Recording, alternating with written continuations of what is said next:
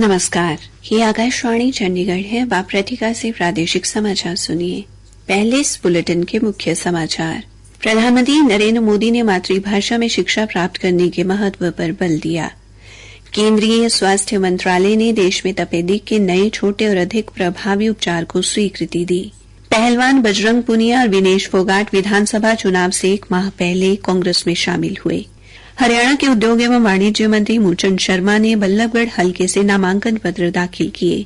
हरियाणा में 1 अक्टूबर से खरीफ सीजन की दलहन व तिलहन फसलों की खरीद शुरू होगी और हरियाणा पुलिस ने फरीदाबाद और पंचकुला जिले से 2 नशा तस्करों को गिरफ्तार किया। फरीदाबाद से 1 किलोग्राम से अधिक गांजा बरामद हुआ।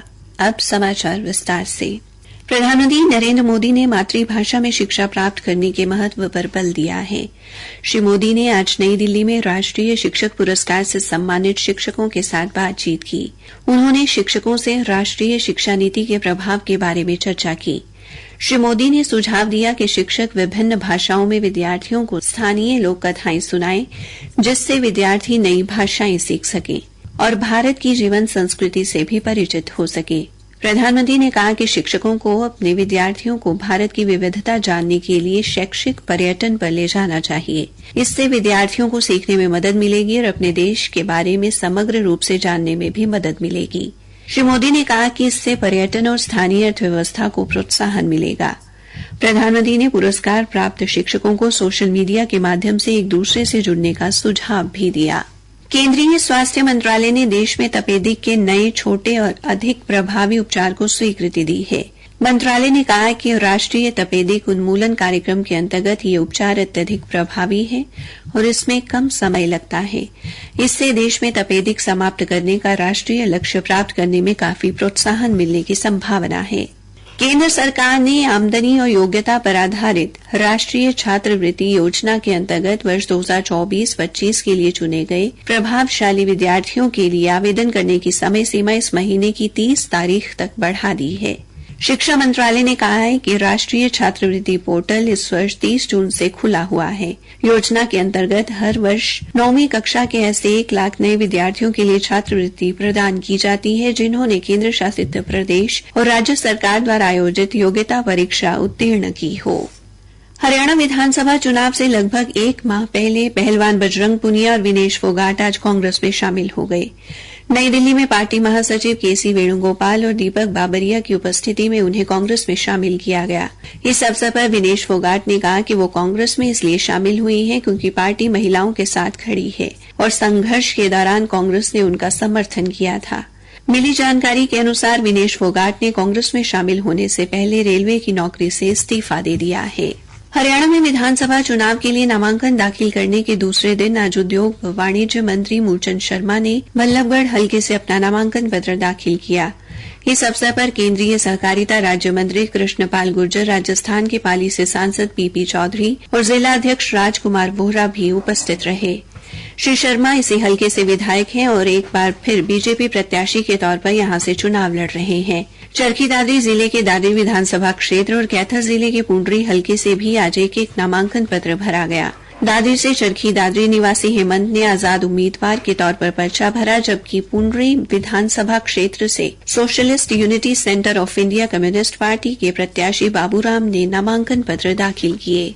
पंजाब के मुख्यमंत्री और आम आदमी पार्टी के वरिष्ठ नेता भगवंत मान ने आज कैथर जिले के कलायत में बदलाव रैली को संबोधित किया। उन्होंने दावा किया कि हरियाणा के लोग नई कहानी लिखने के लिए तैयार हैं। उन्होंने कहा कि हरियाणा और पंजाब की समस्याएं साझी हैं। पंजाब के लोगों ने भी अकाली, बीजेपी और कांग्रेस को बहुत मौके दिए और हरियाणा के लोगों ने भी इनको मौका दिया। हरियाणा के साथ भी वही हुआ जो पंजाब के साथ हुआ। रैली को वरिष्ठ प्रदेश उपाध्यक्ष अनुराग ढांडा, बलबीर सिंह, पूर्व मंत्री नरेंद्र शर्मा, जिलाध्यक्ष गज्जन सिंह और सुखबीर चहल ने भी संबोधित किया। प्रादेशिक समाचार आकाशवाणी चंडीगढ़ से प्रसारित किए जा रहे हैं। हरियाणा में 1 अक्टूबर से खरीफ सीजन की दलहन और तिलहन फसलों की खरीद शुरू होगी। इसमें मूंग, मूंगफली, अरहर, उड़द और तिल की फसलें शामिल हैं। फसलों की खरीद केंद्र सरकार द्वारा घोषित न्यूनतम समर्थन मूल्य पर की जाएगी। हैफेड भी खरीद प्रक्रिया में भाग लेगा। खरीद कार्यक्रम के अनुसार 1 अक्टूबर से 15 नवंबर तक मूंग और 1 नवंबर से 31 दिसंबर तक मूंगफली की खरीद की जाएगी। इसके अलावा 1 दिसंबर से 31 दिसंबर तक अरहर, उड़द और तिल सहित तिलहन और दलहन फसलों की खरीद की जाएगी। मुख्य सचिव डॉक्टर TVSN प्रसाद ने कल चंडीगढ़ में विपणन सत्र 2024-25 के लिए फसलों की खरीद की तैयारियों की समीक्षा की और निर्धारित समय पर फसलों की खरीद शुरू करने तथा मंडियों में भंडारण व बारदाने की पर्याप्त व्यवस्था करने पर बल दिया। उन्होंने अधिकारियों को सुचारू खरीद प्रक्रिया सुनिश्चित करने के निर्देश दिए। मुख्य सचिव ने कहा कि इस बार हरियाणा में खरीफ फसलों का उत्पादन बढ़ने की उम्मीद है। उन्होंने बताया कि मूंग का 27,197 टन, अरहर का 238, उड़द का 85, तिल का 471 टन तथा मूंगफली का 9,668 टन उत्पादन होने का अनुमान है। हरियाणा राज्य स्वास्थ्य नियंत्रण ब्यूरो की अंबाला इकाई ने एक नशा तस्कर को गिरफ्तार कर 580 ग्राम अफीम बरामद की है। अंबाला में ब्यूरो के उप पुलिस अधीक्षक जगबीर सिंह ने बताया कि आरोपी को पंचकूला के गांव मानपुर नानकचंद के बाहर मोड़ पर काबू किया गया, जब वह अफीम लेकर गांव से पिंजौर की तरफ जा रहा था। आरोपी की पहचान जैनेन्द्र लांबा के तौर पर हुई है। अभियोग दर्ज कर उसे रिमांड पर लिया गया है। फरीदाबाद पुलिस की थाना SDM नगर की अपराध शाखा ने एक नशा तस्कर को गिरफ्तार कर 1 किलो 16 ग्राम गांजा बरामद किया है। पुलिस प्रवक्ता यशपाल ने बताया कि आरोपी चंदन कुमार झारखंड का निवासी है, वर्तमान में फरीदाबाद में रह रहा था। हरियाणा में विधानसभा चुनाव के मद्देनजर पलवल जिले के पुलिस अधीक्षक चंद्र मोहन ने आज जिला निर्वाचन अधिकारी व उपायुक्त हरीश कुमार के साथ पलवल विधानसभा के विभिन्न मतदान केंद्रों का दौरा कर स्थिति का जायजा लिया। इससे पहले उन्होंने रहीमपुर व बागपुर में लगाए गए अंतर्राज्यीय नाकों का निरीक्षण किया।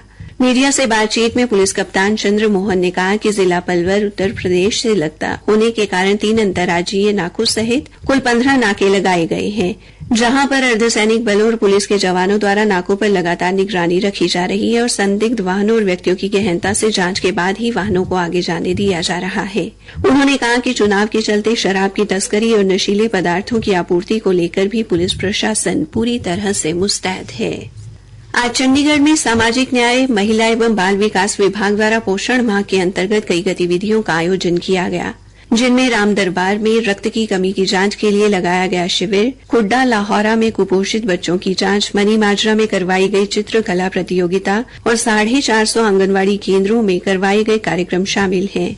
हमारे संवाददाता अश्विनी कुमार शर्मा ने बताया है कि राम दरबार में गर्भवती व स्तनपान करवाने वाली महिलाओं में खून की कमी की जांच करने के लिए लगाए गए शिविर का उद्घाटन सामाजिक न्याय, महिला एवं बाल विकास विभाग की सचिव अनुराधा S चक्ती और विभाग की निदेशक डॉक्टर पालिका अरोड़ा ने किया। इस अवसर पर सचिव द्वारा लाभार्थियों को पोषण की कड़ाही भी आवंटित की गई। खुड्डा लाहौरा में 95 बच्चों की जांच की गई, जिनमें से 30 बच्चे स्वस्थ पाए गए। चिकित्सा अधिकारी डॉक्टर पूजा और डॉक्टर अनु ने माताओं का उचित आहार के सेवन को लेकर मार्गदर्शन भी किया। हरियाणा महिला एवं बाल विकास विभाग द्वारा पोषण माह के दौरान जींद जिले में खंड एवं ग्राम स्तर पर गतिविधियां आयोजित की जा रही हैं। जुलाना उपमंडल की महिला एवं बाल विकास अधिकारी संतोष यादव ने बताया कि पोषण अभियान में महिलाएं काफी बढ़ चढ़कर भाग ले रही हैं। उन्हें पोषक तत्वों से भरपूर भोजन के अंतर्गत विभिन्न प्रकार के खाद्य पदार्थ जैसे कि अनाज, दालों, हरी पत्तेदार सब्जियों व फलों के सेवन बारे जागरूक किया जा रहा है। अंत में मुख्य समाचार एक बार फिर। प्रधानमंत्री नरेंद्र मोदी ने मातृभाषा में शिक्षा प्राप्त करने के महत्व पर बल दिया। केंद्रीय स्वास्थ्य मंत्रालय ने देश में तपेदिक के नए छोटे और अधिक प्रभावी उपचार को स्वीकृति दी। पहलवान बजरंग पुनिया और विनेश फोगाट विधानसभा चुनाव से 1 माह पहले कांग्रेस में शामिल हुए। और हरियाणा में 1 अक्टूबर से खरीफ सीजन की दलहन व तिलहन फसलों की खरीद शुरू होगी। इसी के साथ ये समाचार बुलेटिन समाप्त हुआ।